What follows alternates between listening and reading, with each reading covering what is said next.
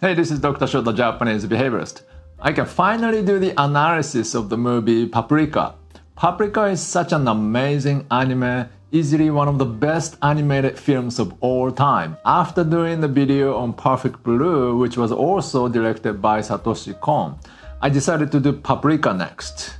But as you can see, that was already been over a year. To do the analysis of Paprika, I needed to talk about Freud and Jung. So I started a series on Introduction to Psychology to do just that. But that was like a year ago. Time just flew by. In any event, I'm here to analyze Paprika from a psychological perspective. Paprika is a masterpiece where dreams and reality intersect, and it is based on psychoanalytic theories of dreams. So you need knowledge of Freud and Jung to answer questions like what is the meaning of dreams? What is the meaning of a parade? And what's the relationship between Atsuko and Paprika? And as only this channel can do, we will analyze whether Paprika and Ghost in the Shell to Innocence are related. Without further ado, let's get started. But first, a spoiler alert. If you haven't seen the movie yet, please come back after watching it. Paprika is a 2006 animated film directed by Satoshi Kon based on the science fiction novel by the author Yasutaka Tsutsui. The setting is a near future. A psychotherapy device called the DC Mini, which can access other people's dreams, is invented, but the device is stolen and nightmares invade reality. Atsuko Chiba, a psychiatrist and a dream researcher, transforms into Paprika, a dream detective, and stops the nightmares from getting out of control. As you know, it is a worldwide masterpiece that needs no further explanation. I can say that Paprika is actually more popular internationally compared to Japan. Director Satoshi Kon was a genius whose every movie was appreciated all over the world. Christopher Nolan famously copied it in his film Inception. Darren Aronofsky's Requiem for Dream was inspired by Perfect Blue. Paprika is full of fresh ideas, storytelling, animation, editing, music. Everything about it is just really unique. There's nothing like it. As I have said repeatedly, if Kon was still alive, he would be the best animation director in Japan today. So what did director Kon do with this movie Paprika? Let's find out. First of all, what's the difference between the original novel and the movie? The original Paprika is a 1993 novel by Yasutaka Tsutsui. This one.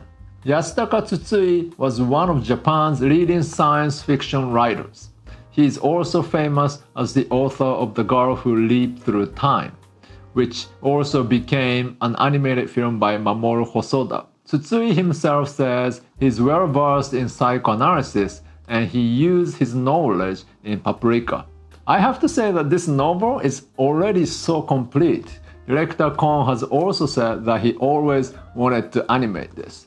It is a long novel, but the story is told one at a time, so it's relatively easy to understand. And although there are many characters, the characters are well developed. I would actually recommend this novel over the movie if you really want to enjoy the drama. However, it is long and the dreams are expressed in words rather than by images. So if you are a filmmaker, you might want to challenge yourself and ask how you can make this novel into a movie.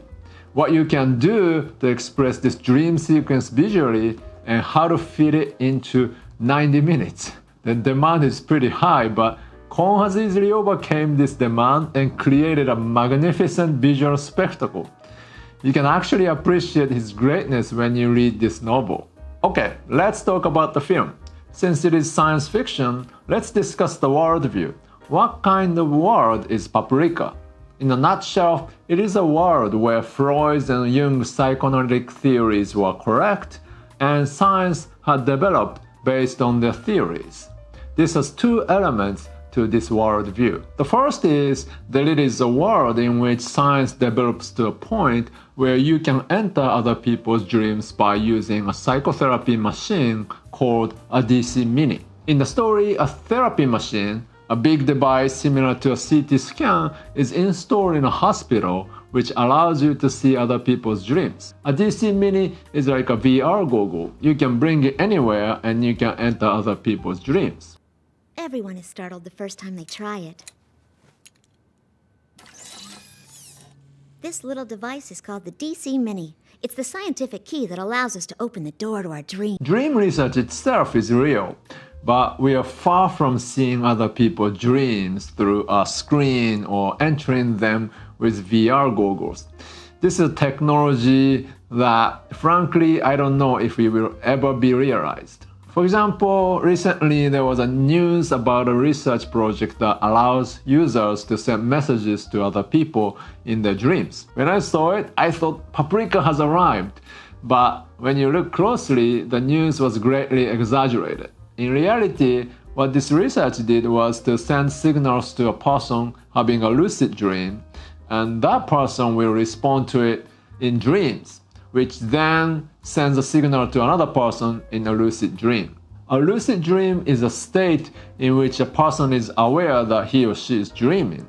You can be trained to react to outside signals because you are conscious. It is far from the level of being able to watch other people's dreams or share dreams with others. So in Paprika, this is one of the sci-fi elements. The other sci-fi element is that Freud and Jung's theories are correct. As for Freud's theory of psychoanalysis, you can watch this video here.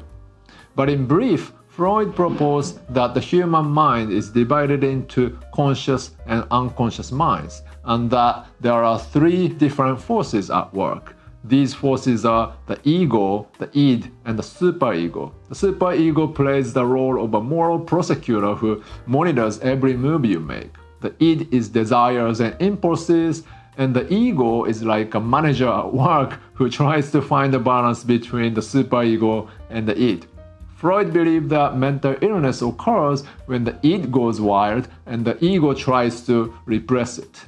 The only way to stop this outburst is to become aware of one's unconscious desires. He believed that repressed desire appear in dreams, and by analyzing dreams, one could discover one's unconscious desires and traumas and cure mental illness. Jung was a student of Freud and expanded Freud's theory further, which we will talk about it in details in the second part of this video. If you want to know more about Freud and Jung, check this video out. Although the psychoanalytic theory is now scientifically rejected, it is still immensely popular among artists. The famous episode of surrealist Dali being inspired by Freud can be seen in this video. And even in Paprika, Tsutsui, the author of the original novel, Susumi Hirasawa, who wrote the music to the film, and Kon have all read Freud and Jung's books extensively. Psychoanalysis is very attractive to artists. This is why Freud and Jung's theories are still very popular in the humanities, not in science. In Paprika, Tsutsui has developed his own theory of psychoanalysis, and Kon's worldview expanded it further, which makes the film a complicated thing. But I think it's safe to say that all of this contributed to establishing Kon's worldview. With those two sci-fi elements, we have the world of Paprika. Especially the movie version is a fascinating depiction of this world, don't you think? Well, as far as science fiction is concerned, as long as the worldview is exciting, the movie is a winner. And Paprika already won. Now let's analyze the story in detail. At first glance, Paprika may seem complicated and difficult to understand, but if you think of it as consisting of three stories, it becomes somewhat easier to understand. 1. The problem of Detective Toshimi Konakawa's anxiety neurosis. 2. The theft of the DC Mini. 3. The story of Atsuko and Paprika. The good thing about these three stories is that they allow us to look at the psychoanalytic theories one by one in a sequence of Freud, Jung, and Tsutsui and Kon, one step at a time. Thanks to this, we as an audience can gradually get familiar with psychoanalysis from beginner to intermediate to advanced. Let's take a look at them step by step. The film begins with the story of a police detective, Toshimi Konakawa, who suffers from anxiety neurosis and goes to Paprika for therapy. By the way, anxiety neurosis is no longer an official diagnosis. Today, we have a more refined classification of anxiety disorders. Anyway, the story of Detective Konakawa is a moral story following the great orthodoxy of Sigmund Freud. And this is a relatively easy to understand story. While investigating a murder case, Konakawa begins to see the victim repeatedly in his dreams. This triggers his anxiety neurosis and he suffers from occasional panic attacks.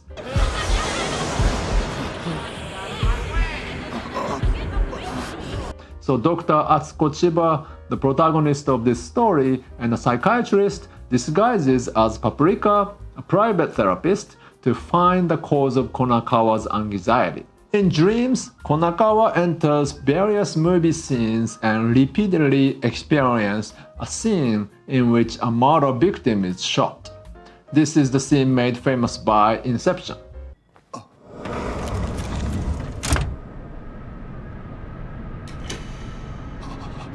As Freud's dream analysis suggests, the various factors in Konakawa's dream are presented as metaphors for Konakawa's repressed memories and traumas.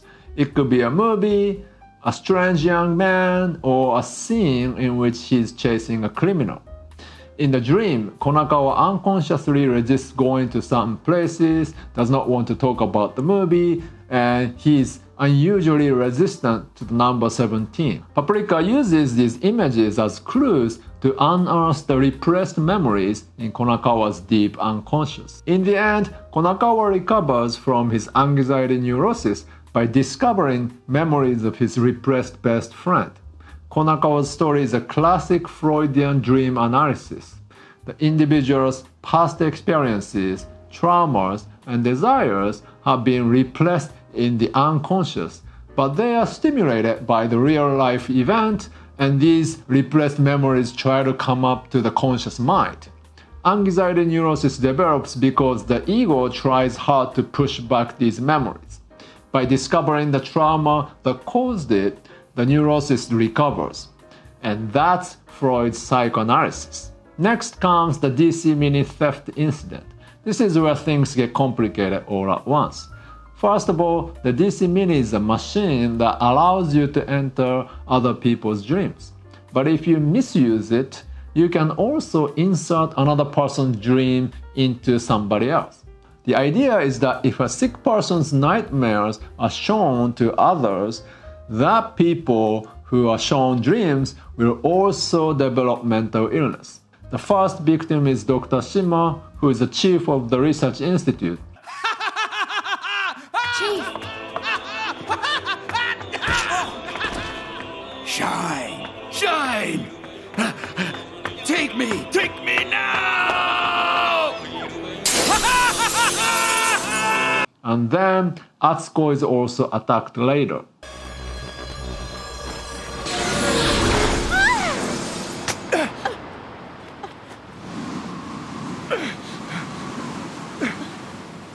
Incidentally, the idea of attack by showing a sick person's dream is tsuis. In reality, according to psychoanalysis, dreams are the results of the unconscious mind, not the cause. So showing a sick person's dream to other people does not cause mental illness. This is an interesting idea that Tsutsui came up with, the reversal of the idea of injecting dreams to cause illness. Brilliant. His patient's dream got implanted in his brain. Here's the chief's lab reports, Dr. Chiba. Thank you. My theory's simple. He was in the middle of treating a patient with the therapy machine. When he activated the DC Mini, which caused his patient's dream to be subliminally projected into his subconscious. So he never knew it was there. The dream used for this attack is the dream of a paranoid patient. But in the original novel, it was the dream of a schizophrenic. It was Jung who studied and treated schizophrenic patients. Symptoms of schizophrenia include visual hallucinations, auditory hallucinations, delusions, and abnormal behavior. As the name schizophrenia implies, it was once considered a disease of the split self. Jung is famous for developing his analysis of schizophrenia by updating Freud's theory. Jung divided the human mind into 3 layers. The 3 layers are consciousness, the personal unconscious, and the collective unconscious. Consciousness and the personal unconscious follow Freud's theory, but the 3rd layer, the collective unconscious, is Jung's original idea. Jung thought of the collective unconscious as an inherited knowledge from the ancestors and shared by all humankind. In this collective unconscious, Jung proposed the existence of archetypes. These archetypes include images of hero, a shadow, old wise man, masculinity, and femininity, and so on. These archetypes influence the development of individuals' personality. He also believed that schizophrenia develops because these archetypes erupt into the consciousness without any control.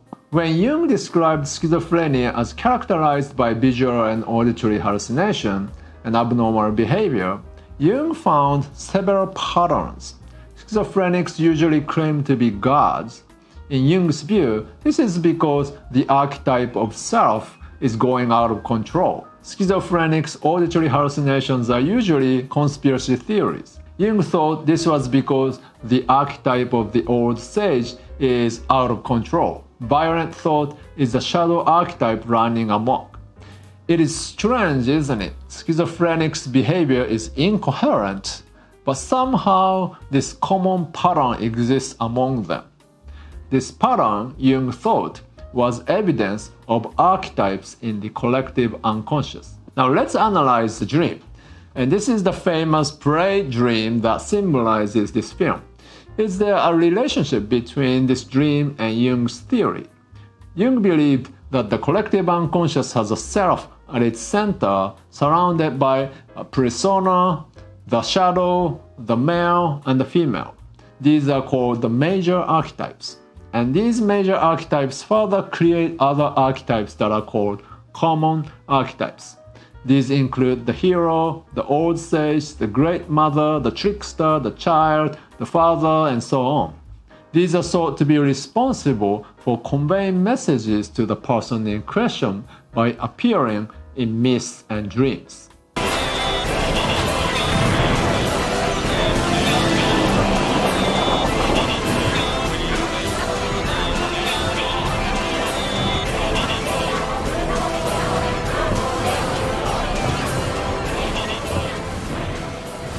His patient's dream got implanted in his brain. Let's look at Chief Shima's parade dreams. The self, Shima himself, sits on the throne of the portable shrine at the center of the parade. And it is surrounded by Japanese and Western dolls. These are personas. They symbolize the masks of ideal self or the social self. And then there is Himuro as a shadow. Himuro is the culprit who stole the DC Mini. He appears as a dangerous part of Shima, an aggressive shadow archetype. Himuro! And the parade participants are common archetypes. There are religious archetypes such as Buddha and the Statue of Liberty, but there are mostly meaningless archetypes such as a fridge and a frog. Ultimately, Paprika emerges as the feminine archetype and rescues Shima from this nightmare. The peasant girl I saved some time ago. What are you doing here, my dear? I didn't think anyone was home. Ah, must have been around 7:30 when I passed by. As fate would have it, I just happened to see you disappear into that big cup of instant noodles. Thank you for saving me. I want to show you my gratitude. Really? Is it shaped like a square? No. It's round. Like this. I can feel it. Paprika! You remember me now? I'm gonna be a little rough. Paprika! Love, what you do!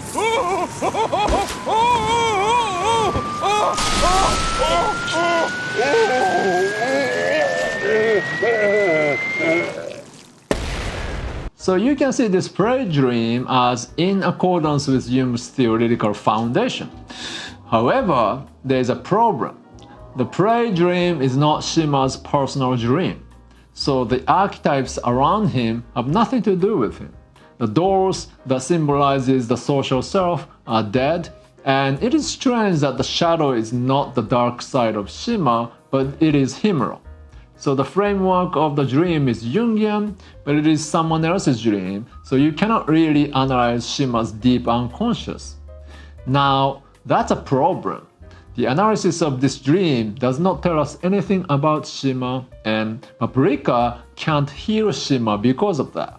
In this case, the framework of psychoanalytic dream analysis is no longer applicable. This is very different from Detective Konakawa's personal anxiety dream. What should we do? Even worse, as the next stage, this parade nightmare now begins to erode into reality. Once the parade dream hits the streets of Tokyo, people go crazy and join the parade. They collectively share the same nightmare. Although Jung said that all people have a common collective unconscious, he didn't make it very clear whether it is in the genetic form in each individual or whether it is connected to all human beings at the same time in a dimension other than the physical world, like the internet server. Tsutsui came up with the idea that the collective unconscious is shared by the entire human race through dreams. Director Kon took over this idea and created the image of a dream appearing in reality, with people on the street joining the parade one after another. It preserves its memory forever! If there's no flower, there'll never be fruit. If there's nothing, then there's nothing to do. You can live in your own TV. These artists took Jungian theory and expanded it to this interesting reality-dream mixture. The idea that our spirit is connected in another dimension is not that rare in itself. For example, Judaism and Hinduism believe that all living things are connected to God. Some people believe that the universe is one big consciousness and that everything is connected by universal consciousness, which is called panpsychism. Kon's take on Jung can be seen as a variant of this. In any case, I love this parade. This parade nightmare is very visual and flashy. The parade is an original work by director Kon, who says that it depicts the parade of discarded things. What kind of things are thrown away? Refrigerators, mailboxes, microwave ovens, cars, frogs, toys, Japanese dolls, robots, torii gate, swan boats, the Statue of Liberty, and so on. People from all over the city join the parade, transforming into various things. But still, the problem is that this dream is not personal. As I said before, it is not a dream that comes from the individual's unconscious, so it is not possible to analyze the dream psychoanalytically. Furthermore, the interesting thing about this parade is that there is no narrative. The parade is just going on and nothing happens. There are lots of symbols, but there is no motivation or rules for them. In other words, there is no story taking place like a normal dream. By the time this parade nightmare has eroded into reality, it no longer has anything to do with the psychology of the characters. That means we can no longer use psychoanalytic dream analysis as a tool to analyze the parade nightmare. So we have to take it one step further and think about it from a meta perspective. Freud and Jung both applied their theories from individual therapies to sociological matters as a whole and analyzed social phenomena from psychoanalytic perspective. We can do the same here. At a superficial level, the parade looks like a critique of consumerism and capitalism. It looks like these items in the parade are taking revenge on people who threw them away. And the parade lures people into delusion of grandeur. But I don't think the director Kon would do such a cheap shot. Let's take it a step further. The clue is that this parade is a dream given to those people. The Chief Shima, Atsuko, and the people of the town are forced to see a paranoid patient's dream. What does this mean? It means that the characters are in the same state as we are in the movie theater. The director Kon is showing that the characters in the movie go crazy when they see this paranoid patient's dream, and we, the audience, also go crazy when we watch movies and read novels. The characters in the movie and we, the audience, are in the same state. The forgotten things in the parade are actually things that have fascinated us in the past. Dolls and robot toys are things that children go crazy about. Today, people also go crazy for Labubu. Religious and money-related items are more obvious, and home appliances were said to be a part of Japanese dreams during Japan's economic bubbles in the 70s and 80s. All the items that parade around the city are actually the things that were once trendy and then forgotten. I think I have seen something like this parade in the past. Oh, I see. That's Ponpoko. Ponpoko is a 1994 animated film directed by Isao Takahata of Studio Ghibli. While it presents a tragic tale about the decline of traditional Japanese culture, the film's tanuki characters attempt to scare humans in protest of urban development by engaging in Halloween-like ghost parade, but the efforts are met with amusement rather than fear. As critic Toshio Okada points out, this reflects Takahata's skepticism toward the kind of romanticized fantasy often seen in animation. Rather than celebrating anime conventions, Ponpoko takes a more satirical stance, embodying Takahata's critical view of works like those of Hayao Miyazaki, his comrade in Ghibli. In this sense, the film stands out as an unusual but deliberate commentary on films and animations in general. When I think about it this way, it kind of makes sense that there are a lot of animation Easter eggs throughout this film. Disney's Peter Pan, The Little Mermaid, Pinocchio, The Journey to the West, possibly Dragon Ball, and robot animes. In particular, there are many scenes that remind me of Totoro. Oh, I can feel it. You remember me now. I'm gonna be... This scene looks like Totoro's dead body too.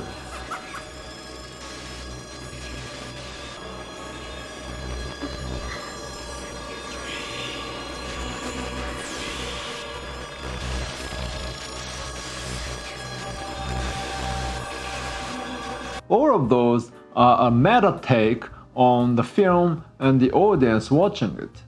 You can almost hear the director himself struggling with the question of what's the point of making these stupid things like movies and animations, or I'm not contributing anything to humanity. And Kon asks us the same question. Should we go crazy about movies and animes? Well, I'm pretty much into it myself because, I'm making this kind of video. But maybe there are better things for us to do instead.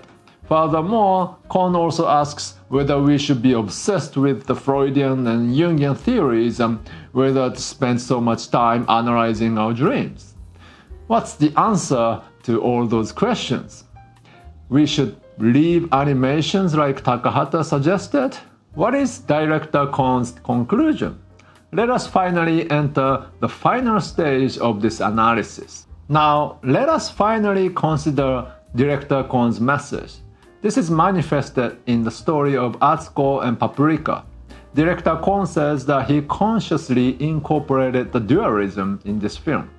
Two sides, a pair of opposites, the yin and yang. In other words, everything in this film has its opposite. Dream and reality, man and woman, light and darkness, life and death. Kon also said that Susumi Hirasawa's lyrics are interesting because they have such opposites coexisting in the same place. Above all, he also said that he studied Jung's theory and incorporated this kind of dualism. According to Jung's theory, the self is the sum of opposing forces, and self-actualization occurs through the integration of those. Jung's theory is thought to be based on his study of the Chinese yin-yang concept and the Indian mandala. Based on this, let us consider the last part of the film. the Japanese doll Himuro sings, Night dreams of day and light dreams of darkness. And the sun is a giant ignorant mass of gas. It releases a huge amount of hot energy to track down the darkness and set ablaze every shadow, eventually burning up all of itself. And this is another example of the dualism. Day and night, reality and dream, light and shadow, and so on. And the Himuro Puppets uses the dualism as the oppositional structure. In his song, the day and night are antagonistic. What about Atsuko then? If you use a Freudian perspective, the relationship between Paprika and Atsuko can be thought of as a relationship between the superego and the ego, or the superego and id. But Freud's theory is a three-factor theory of the id, ego, and superego. It doesn't really fit the dualism. Rather, based on Director Kon's idea and according to Jung's theory, it is better to think of Paprika and Atsuko as the opposites, yin and yang. Atsuko is conservative and calm as a persona, and Paprika is free-spirited and progressive, but somewhat dangerous as the shadow. Jung's idea is that the self is complete only when the two come together.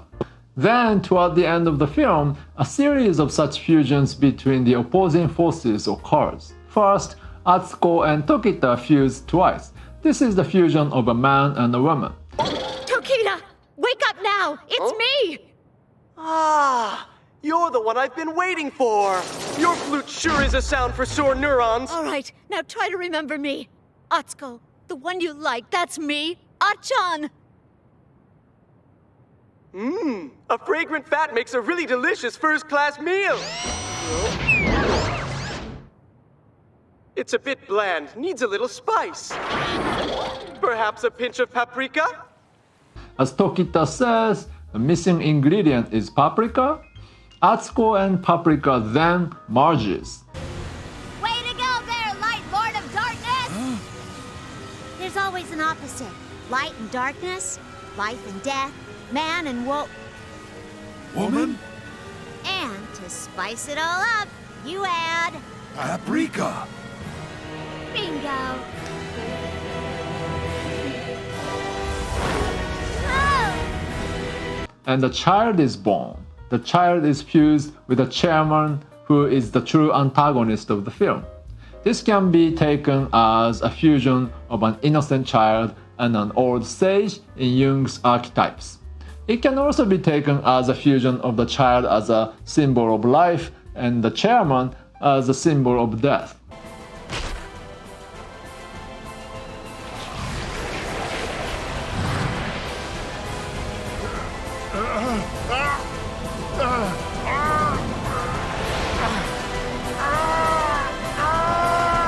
And finally, it ends with the fusion of reality and dream.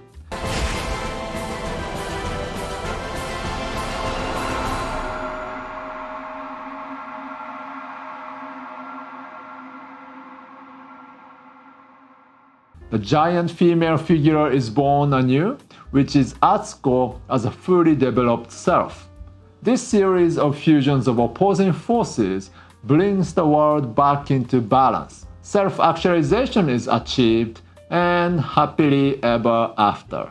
Incidentally, this scene echoes the last scene of Princess Mononoke and even the last scene of the old Evangelion series. In Princess Mononoke, Shishigami disappears at the end, bringing an end to the mythological era. This is Hayao Miyazaki's answer to Ponpoko, saying that the era in which people lived in mythology or animation is over.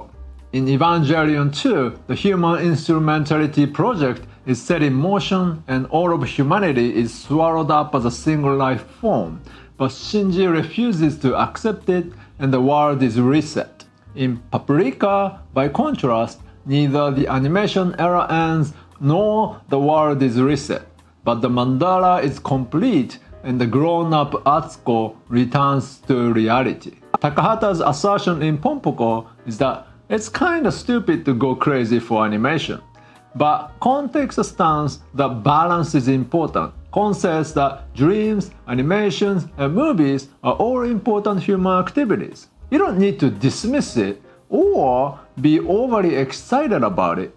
The balance is important. The film ends with Konakawa entering a movie theater to see a film called Dreaming Children. The title of the film, Dreaming Children, is a perfect example of Kon's argument. It means that people need dreams to live their lives. Compared to Takahata, Miyazaki, and Anno, Kon is a little more mature in that regard. So the Paprika analysis has come to an end. But I haven't mentioned one thing. Yes, I'm talking about the film Paprika itself. What is its counterpart? It's not Ponpoko, it's not Princess Mononoke, it's not Evangelion. Its counterpart is Ghost in the Shell 2 Innocence. Ghost in the Shell 2 Innocence is a 2006 animated film directed by Mamoru Oshii. I have an extensive analysis of it here, so check it out if you haven't done so. If you have been following this channel for a while, you know I'm obsessed with it. Do I have proof that Paprika and Innocence are the dual existence? Of course I do. First of all, the cast. Oyamada and Togusa are voiced by the same actor, Koichi Yamadera. Konakawa and Bato are voiced by the same actor, Akio Otsuka. They are pretty much the same characters too. While Atsuko and Motoko are voiced by different actors, Atsuko is voiced by Megumi Hayashibara, whereas Motoko is voiced by Atsuko Tanaka. But look, Atsuko and Atsuko, guys. Moreover, the antagonist, the Chancellor, is almost the same character as Kim. It's impossible to say that they didn't do this on purpose, don't you think? Think about the theme of the two movies. Puppets, ghost hacks, diving into dreams, even the parade. It's almost the same movie. The story of Innocence is basically about Bato's lost love. In contrast, in Paprika, Atsuko is fulfilling her love. They're in contrast. Moreover, Bato and Konakawa both experience heartbreak. Motoko is Bato's guardian angel, and Paprika is Konakawa's guardian angel. The parade of Innocence is also much like that of Paprika, a kind of Eastern Asian parade. Interestingly, in the case of Ghost Hack, Bato is unaware of the fact that he is ghost hacked. But in the case of Dream Detective, Paprika always knows that she is actually dreaming. Innocence is an immersive film like Miyazaki's films that encourages the audience to submerge into the movie world. That's why Bato is unaware of the ghost hack. In contrast, Paprika could be described as a critical film like Takahata's, so Paprika is always aware of being in a dream. In this respect, they are two sides of the same coin. Innocence and Paprika actually complement each other. It would be nice to watch them as a double feature in a theater. Or even better, if I were to organize a screening event, the lineup would be Ponpoko, Innocence, and Paprika, 3 parade films in sequence. What do you think of that? I don't think it is a coincidence that Innocence was made in 2004 and Paprika in 2006. If there was no direct contact between those two filmmakers and it's just a pure accident, it could be said that synchronicity was happening as Jung called it. Even if neither Oshii nor Kon is conscious of the other, it can be said that the universe made them create similar works. It may be a feat of the collective unconscious. In this regard, the movie version of Cowboy Bebop was also made in 2001, which also has a similar cast and above all, features a parade.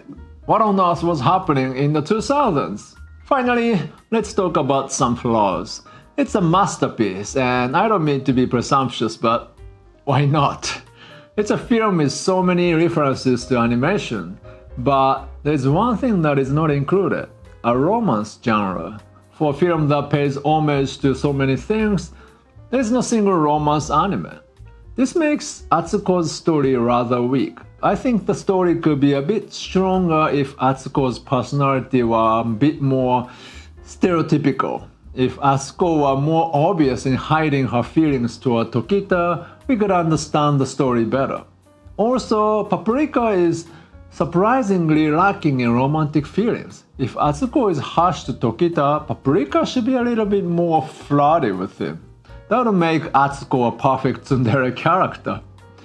Well, it's a wish for nothing, isn't it?